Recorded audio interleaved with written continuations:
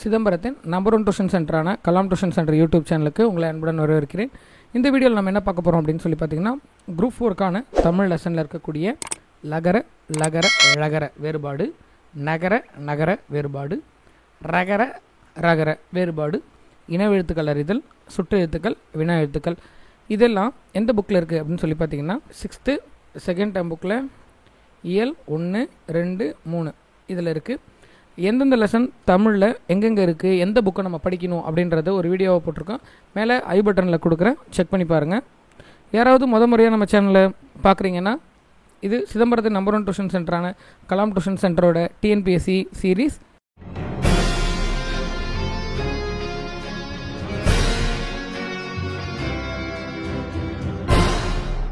தொடர்ந்து வீடியோக்களை பார்க்குறதுக்கு நம்ம சேனலை சப்ஸ்கிரைப் பண்ணி பெல் பட்டனை கிளிக் பண்ணிக்கோங்க, எங்களுக்கு சப்போர்ட் பண்ணுங்கள்.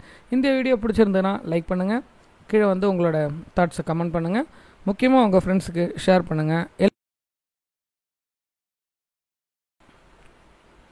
இணை எழுத்துக்கள், மயங்கொலிகள், சுட்டு எழுத்துக்கள், வினா எழுத்துக்கள், இந்த மூணும் படிச்சிட்டோம் அப்படின்னா டிஎன்பிஎஸ்சியில் நமக்கு இருக்கக்கூடிய டாபிக் நம்பர் 4ல் நாம் முழு மதிப்பெண் வாங்க முடியும். வாங்க வீடியோக்குள்ளே போகலாம். இயல் 1ல் இணை எழுத்துக்கள் பார்க்க போகிறோம். சில எழுத்துக்களுக்கிடையே ஒலிக்கும் முயற்சி, பிறக்கும் இடம் ஆகியவற்றில் சில ஒற்றுமை இருக்கும். அந்த ஒற்றுமை உள்ள எழுத்துக்களை நம்ம என்ன சொல்கிறோன்னா இணை எழுத்துக்கள் அப்படின்னு சொல்கிறோம். 6 வல்லின மெய் எழுத்துக்களும் 6 மெல்லின மெய் எழுத்துக்களும் இணை எழுத்துக்கள் அப்படின்னு சொல்லியிருக்காங்க. அடுத்தது, சொற்களின் மெல்லின மெய்யெழுத்தை அடுத்து பெரும்பாலும் அதன் இனமாகிய வல்லின எழுத்து தான் வரும் அப்படின்னு இருக்காங்க. இங்கே பாருங்கள், எடுத்துக்காட்டு: இங்கு இக்கு, இஞ்சு இஞ்சி, இன்னு இட்டு, இந்து இத்து, இம்மு இப்பு, இன்னு இரு. எடுத்துக்காட்டு பாருங்களேன்: திங்கள், மஞ்சள், மண்டபம், சந்தனம், அம்பு, தென்றல். இந்த இடத்துல இம்மு பக்கத்தில் இப்பு தானே வரணும். இந்த இடத்துல பூ வந்திருக்கே அப்படின்னா இம் கூட்டல் இப்பு கூட்டல் ஊ. சரிங்களா? இந்த இப்பு கூட்டல் ஊ தான் பூ அப்படின்னு மாதிரி இருக்குது, அதனால தான் அது அம்பு. அதுக்கடுத்தது, இடையின எழுத்துக்கள் 6. இ, இர், இல், இவ், இழ், இல், இதெல்லாம் ஒரே இனம் அப்படின்னு சொல்லியிருக்காங்க. அடுத்தது, ஆவண்ணாக்கு ஆனா, ஈயனாக்கு ஈனா, ஊவண்ணாக்கு ஊனா, ஏனாக்கு ஏனா, ஐயனாக்கு ஈனா, ஓவண்ணாக்கு ஓனா, ஒவ்வண்ணாக்கு ஊனா. மெய்யெழுத்துக்களை போலவே உயிரெழுத்துக்களும் இணை எழுத்துக்கள் உண்டு. உயிரெழுத்துக்கள் குறிலுக்கு நெடிலும் நெடிலுக்கு குறிலும் வரும். ஐக்கு மட்டும் என்ன வரும்? ஈ வரும். அதுக்கப்புறம் அவுக்கு ஊ வரும். சரிங்களா? அளபெடையில் மட்டும் நெடிலை தொடர்ந்து அதன் இனமாகிய குறில் எழுத்து சேர்ந்து வரும். எடுத்துக்காட்டு: ஓ ஓதல் வேண்டும், தூவும், தழியி. சரி, இந்த அளபெடைனா என்ன அப்படின்றத தொடர்ந்து நம்ம வீடியோக்களில் பார்க்கலாம். யாருக்காச்சும் தெரிஞ்சிருந்தனா கீழே கமெண்ட்டில் சொல்லுங்கள். இது என்ன அளபெடை, இது என்ன அளபெடை, இது என்ன அளபெடைன்னு மற்றவங்களும் தெரிஞ்சுக்கிட்டோம். முக்கியமான பாயிண்ட் இங்கே இருக்குது பாருங்கள்: ஆயுத எழுத்துக்கு மட்டுமே இணை எழுத்து இல்லை. மறக்காமல் நோட் பண்ணி வச்சுக்கோங்க அந்த நோட்டில். சரிங்களா?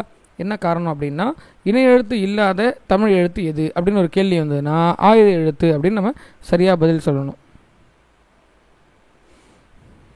இப்போ இதுக்கு பின்னாடி இருக்கக்கூடிய மதிப்பீட்டு வினாக்கள் பார்ப்போம்.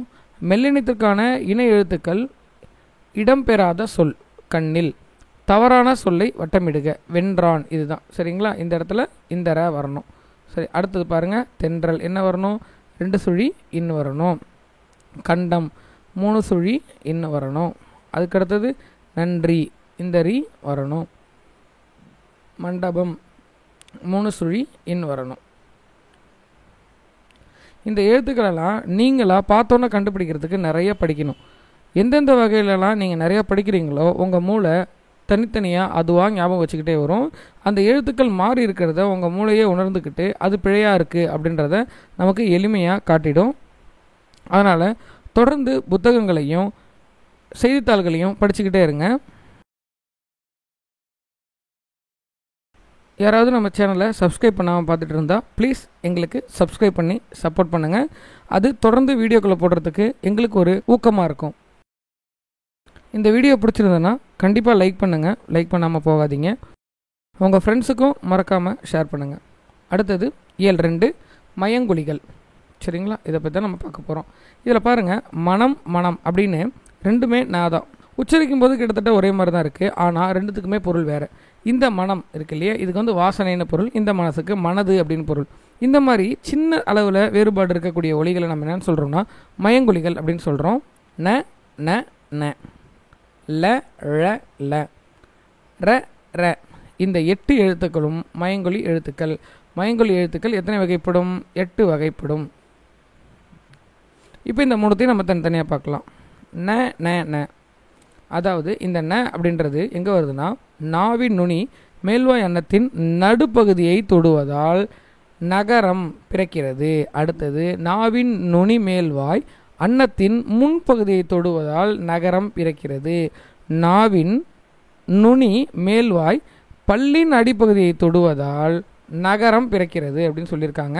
இதோட இணை எழுத்துக்கள் என்னென்ன அப்படின்னு சொல்லி பார்த்தீங்கன்னா, ட இந்து, இந்து இந்து, இரு இன்னு.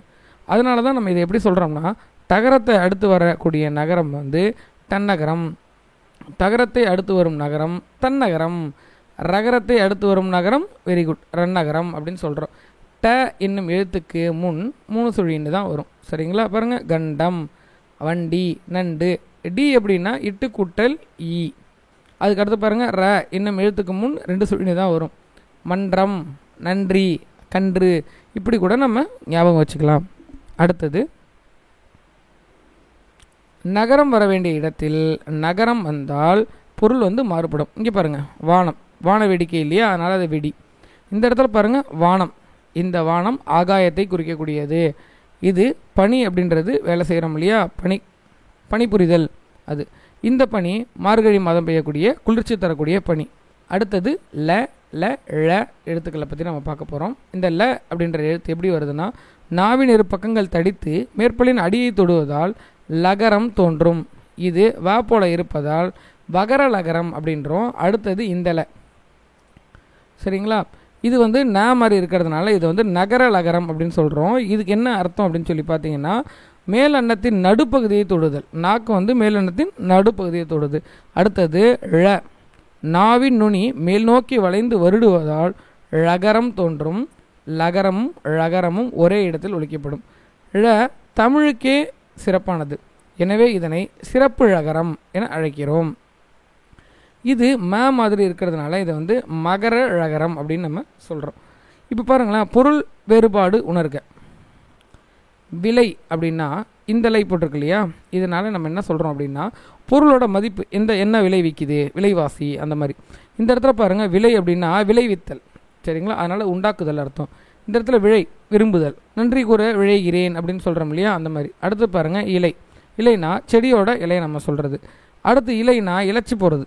சரிங்களா, அடுத்தது பாருங்கள், இழை, நூல் இழை, அதை குறிக்கக்கூடியது. அடுத்து ர ர எழுத்துக்கள். இந்த ர இருக்கு இல்லையா, நாவின் நுனி முதல் பகுதியை தொட்டு வருவதால் ரகரம் தோன்றுகிறது. இஃது இடையின எழுத்து என்பதால் இடையின ரகரம் அப்படின்னு சொல்கிறோம். இது வந்து இடையின ரகரம். இது அதே மாதிரியே வல்லின ரகரம். ஏரி அப்படின்னா குளம் குட்டை மாதிரி ஒரு நீர்நிலை. இந்த இடத்துல ஏரி அப்படின்னா மேலே ஏறி வருது. அடுத்தது கூரை அப்படின்னா வீட்டின் கூரை. இந்த கூரைனா கூரை புடவைன்னு சொல்கிறோம் இல்லையா, அந்த மாதிரி கூரை. இதில் இருக்கக்கூடிய மதிப்பீட்டு வினாக்களை நம்ம கண்டிப்பாக பார்க்கணும். நாம் எப்படி பார்க்க போகிறோம் அப்படின்னா, ஆப்ஷனில் இன்னொன்று இருக்கு இல்லையா, அதையும் என்ன அப்படின்றத பார்க்க போகிறோம். பாருங்களேன், சிரம் என்பது என்ன, தலை. அப்போ இந்த தலைக்கு என்ன அர்த்தம் அப்படின்னா கட்டுதல்னு அர்த்தம். நம்ம இலக்கணம் பார்க்கும்போது இதை பற்றி பார்ப்போம். அதுக்கு அடுத்தது இலைக்கு வேறு பெயர் வந்து தழை. இந்த தலைன்னா சொல்லிட்டேன், கட்டுதல். வண்டி இழுப்பது வந்து காளை, காளை மாட்டை குறிக்கக்கூடியது. இந்த காளை வந்து காளை பொழுதை குறிக்கக்கூடியது. அடுத்து பாருங்களேன், கடலுக்கு வேறு பேர் வந்து பறவை. இந்த பறவைக்கு பறக்கக்கூடிய ஒரு உயிரினம். சரிங்களா, இந்த பறவைனா கடல் அப்படின்னு அர்த்தம். சரியா, இந்த பறவை முனியம்மா அப்படின்னு ஒருத்தவங்க இருக்காங்க இல்லையா, அது அவங்க ஊரோட பேர். பறவை அப்படின்ற ஒரு ஊர் இருக்குது. பறவை வானில் பறந்தது, இந்த வார்த்தைக்கு அர்த்தம் கிடையாது. கதவை மெல்ல திறந்தான். சரிங்களா, இந்த வார்த்தைக்கு அர்த்தம் கிடையாது. அடுத்தது பூ மனம் வீசும். மனம்னா வாசனை, இந்த மனம்னா மனது, நம்ம ஏற்கனவே பார்த்த மாதிரி தான். அடுத்தது புலியின் டேஷ் சிவந்து காணப்படும். இந்த கண் 3 சுழி இன்னும் இல்லையா, இந்த 2 சுழியனுக்கு அர்த்தம் கிடையாது. குழந்தைகள் வாசலில் பந்து விளையாடினர். இந்த இது தான் வரும், இந்த இது வராது.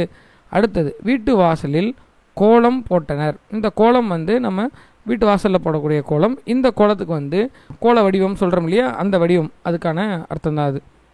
அடுத்து பாருங்களேன், தொடர்களில் உள்ள மயங்கொழி பிழைகளை திருத்தி எழுதுக. என் வீட்டு தோட்டத்தில் மலர்கள் மனம் வீசின. புரியுதுங்களா எதுன்னு? அடுத்தது தேர் திருவிழாவிற்கு சென்றனர். வாழைப்பழம் உடலுக்கு மிகவும் நல்லது. எழுத்துக்களை உங்களால் கண்டுபிடிக்க முடியுதா? கண்டுபிடிக்க முடியுதுன்னா கீழே கமெண்ட்டில் எஸ் அப்படின்னு டைப் பண்ணுங்கள். அடுத்த லெசனுக்கு போகலாமா? ஏஐ மூலமாக எப்படி டிஎன்பிஎஸ்சி எக்ஸாம் படிக்க டைம் டேபிள் போடுறது அப்படின்றதையும் நாம் ஒரு வீடியோவாக போட்டிருக்கோம். மேலே இருக்கக்கூடிய ஐ பட்டனில் செக் பண்ணி பாருங்கள். அதே மாதிரி ஸ்கூல் புக்கில் இருக்கக்கூடிய மனப்பாட பாடல்கள்லாம் நாம் மியூசிக் போட்டு வச்சுருக்கோம். அந்த பாடல்களை கேட்டு பாருங்கள். ஒரு ரிலாக்ஸான டைமில் உங்களுக்கு அது ஹெல்ப்ஃபுல்லாக இருக்கும். அதே நேரத்தில் படித்த மாதிரி இருக்கும். இப்போ நாம் பார்க்க போகிறது சுட்டு எழுத்துக்கள் வினா எழுத்துக்களை பற்றி பார்க்க போகிறோம். அதுக்கு முன்னாடி இந்த லெசன்லாம் வந்து வேகமாக கிராஸ் பண்ணிடலாம். சுட்டு எழுத்துக்கள் வினா எழுத்துக்கள் சரிங்களா? சுட்டு எழுத்துக்கள் பேரில் இருக்கக்கூடியது. சுட்டுன்றது ஒரு வினைத்தொகை. சுட்டி காட்டக்கூடிய எழுத்துக்கள் இல்லையா? அவன், இவள், அங்கு, இங்கு, அந்த, இந்த ஆகிய சொற்களை வந்து சுட்டி காட்டுது. அதனால இதெல்லாம் நம்ம என்ன சொல்கிறோம்? சுட்டு எழுத்துக்கள். இதில் பொதுவாக ஒரு விஷயம், ஆனா ஈனா இந்த 2 எழுத்துக்கள் தான் வந்து முதல்ல இருக்குது. முன்னாடி ஆனா ஈனா உனா ஆகிய 3 எழுத்துக்கள் சுட்டு எழுத்துக்கள். இன்றைக்கி இந்த ஊவை பயன்படுத்தக்கூடிய எழுத்துக்களை வந்து நம்ம பயன்படுத்துறது இல்லைன்றனால ஆனா ஈனா மட்டும் நம்ம எடுத்துக்கலாம். இந்த சுட்டுக்களே பார்த்திங்கன்னா நம்ம வந்து 4 வகையாக பிரிக்கலாம். ஒன்று அகச்சுட்டு, இன்னொன்று புறச்சுட்டு. அகச்சுட்டு அப்படின்னா பாருங்களேன், இவன், அவன், இது, அது. இதில் சுட்டு எழுத்துக்களை நீக்கிட்டோம் அப்படின்னா பொருள் வராது. வன், வன், தூ, தூ பொருள் வரலையா? அதனால் இது வந்து அகச்சுட்டுக்கள். இங்கே பாருங்கள், அவ்வானம் இந்த ஆவை நீக்கிடுங்க. இவ்வு வந்து வாவோட இணை எழுத்து தான், அதையும் நீக்கிடலாம். இப்போ பாருங்கள், வானம் அப்படின்னு வந்திருக்கு. இது வந்து புறச்சுட்டு. ஏன் அப்படின்னா இந்த சுட்டு எழுத்துக்கள் இல்லைனாலும் இதால் பொருள் தர முடியுது. அதனால் இதை நம்ம புறச்சுட்டு அப்படின்னு சொல்லி சொல்கிறோம். அடுத்தது பாருங்கள், அண்மை சுட்டு. இவன், இவர், இது, இவை, இம்மரம், இவ்வீடு இந்த சொற்கள் அருகில் இருக்கிறத குறிக்கிது இல்லையா? அதனால் இதை நம்ம என்னன்னு சொல்கிறோம்? அண்மை சுட்டுன்னு சொல்கிறோம். அடுத்தது சேய்மை சுட்டு. அவள், அவர், அது, அவை, அவ்வீடு இதெல்லாம் பார்த்திங்கன்னா தொலைவில் இருக்கிறத குறிக்குது. அதனால நம்ம என்னன்னு சொல்கிறோம்? இதை சேய்மை சுட்டு அப்படின்னு சொல்லிடுறோம். சேய்மை சுட்டுக்குரிய எழுத்து வந்து அண்மை சுட்டுக்குரிய எழுத்து இ. இந்த இடத்துல ஒரு எடுத்துக்காட்டு கொடுத்துருக்காங்க பாருங்களேன். உது, உவன் இதெல்லாம் ஒரு காலத்தில் பழக்கத்தில் இருந்தது. ஊ அப்படின்ற சுட்டு எழுத்து பயன்பாட்டில் இருந்தப்போ இன்றைக்கி அதிகமாக இதை நம்ம பயன்படுத்துறது இல்லை. அடுத்தது சுட்டு திரிபு சரிங்களா? சுட்டி காட்டுறோம், ஆனால் அதில் சில மாற்றங்கள் நிகழுது. அதை நம்ம என்ன சொல்கிறோம்னா சுட்டு திரிபுன்னு சொல்கிறோம். அ இ ஆகிய சுட்டு எழுத்துக்கள் அந்த, இந்த என திரிந்து சுட்டுப்பொருளை தருவது சுட்டு திரிபு. அடுத்தது வினா எழுத்துக்கள். வினா பொருளை தரும் எழுத்துக்களுக்கு வினா எழுத்துக்கள் என்று பெயர். சில வினா எழுத்துக்கள் முதலில் இடம்பெறும், சில இறுதியில் இடம்பெறும். ஏ, யா, ஆ, ஓ, ஏ ஆகிய 5ம் வினா எழுத்துக்கள். வினா எழுத்துக்கள் எத்தனை வகைப்படும்? 5 வகைப்படும். என்னென்ன? ஏ, யா, ஆ, ஓ, ஏ சரிங்களா? முதலில் வருபவை ஏ, யா, அதாவது எங்கு, யாருக்கு இந்த மாதிரி கேள்விக்கான இதில் முதல்ல வரதுனால அதெல்லாம் வந்து மொழியின் முதலில் வரும் வினா எழுத்துக்கள். அடுத்து பாருங்கள், இறுதியில் வருபவை ஆவண்ணா ஓ, பேசலாமா, ஆ சத்தம் கேட்குதுங்களா, தெரியுமோ, ஓ சத்தம் கேட்குதுங்களா, அதனால் இதெல்லாம் வந்து இறுதியில் வருபவைன்னு சொல்கிறாங்க. அடுத்தது மொழி முதலிலும் வருபவை இறுதியிலும் வருபவை எது அப்படின்னா ஏ, ஏன் அப்படின்னு சொல்கிறோம். அடுத்தது நீதானே அப்படின்றோம் இல்லையா? அந்த மாதிரி வரக்கூடியது வினா எழுத்துக்கள். இதுலேயும் அகவினா அப்படின்னு ஒன்று இருக்குது. எது, யார், ஏன் இந்த சொற்களில் உள்ள வினா எழுத்துக்களை நீக்கினால் பிற எழுத்துக்களுக்கு பொருள் இல்லை. அகத்தில் இருந்து வினா பொருளை தருவதனால இது என்னது? அகவினா. அடுத்தது புறவினா. அவனா, வருவானோ இந்த சொற்களில் ஆவண்ணா, ஓனோ ஆகிய வினா எழுத்துக்களை நீக்கினாலும் பிற எழுத்துக்கள் பொருள் தரும். இங்கே பாருங்க, அவனா அப்படின்னும் போது இன்னு கூட்டல் ஆவன்னா வருது. சரிங்களா? இதில் ஆவணா நீக்கிட்டாலும் அவன் அப்படின்ற பொருளை தருது இல்லையா? அதனால் இது வந்து புறவினா. இப்போ இதில் இருக்கக்கூடிய மதிப்பீடு வினாக்கள் பார்க்கலாம். என் வீடு அங்கே உள்ளது அப்படின்னு நம்ம சொல்லுவோம். தம்பி இங்கே வா.